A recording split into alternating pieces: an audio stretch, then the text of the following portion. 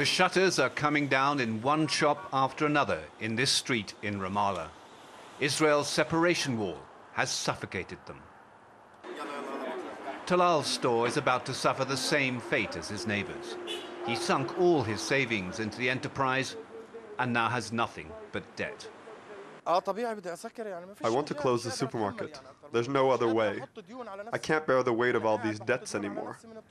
I want to buy produce, but it stays on the shelves so long, I have to throw it away. Talal has no idea how he'll feed his wife and 4 children in future. He'll be joining the ranks of the unemployed in the occupied West Bank, 1 in 4 of whom are now out of work. A report by the World Bank has issued a stark warning. Even if the donor countries meet all the requirements of the Palestinian Authority, the economy here will continue shrinking if Israel doesn't change its policy of restricting mobility and trade in the West Bank. At the Shaheen's family home at the Al Amari refugee camp in Ramallah, they were celebrating their son's release from an Israeli jail. I asked the Palestinian Authority to do something for the people, because the younger generation here is deteriorating. Some work as collaborators, so they can get a mobile phone, an exit permit, or go out with a woman. I asked the PA to help them find a job. Mohammed's mother is bitter about their plight.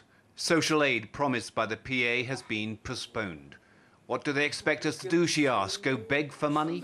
There are no projects for the refugees. People should be thinking about them. We had been waiting for a Palestinian government. They promised factories, but we haven't seen any of that. We hear about money coming in, but where does it go? God knows. As part of his drive to make change really happen on the ground, the quartet's envoy Tony Blair last week graced Bethlehem with an overnight stay to try and boost overseas visitors. But the reality is the city is surrounded by intimidating Israeli checkpoints, which locals say even the infant Jesus might have found trouble getting through.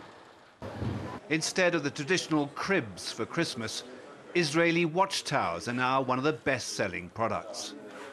The birthplace of Christ is rapidly becoming a shop window for the occupation. David Chater, Al Jazeera, Bethlehem.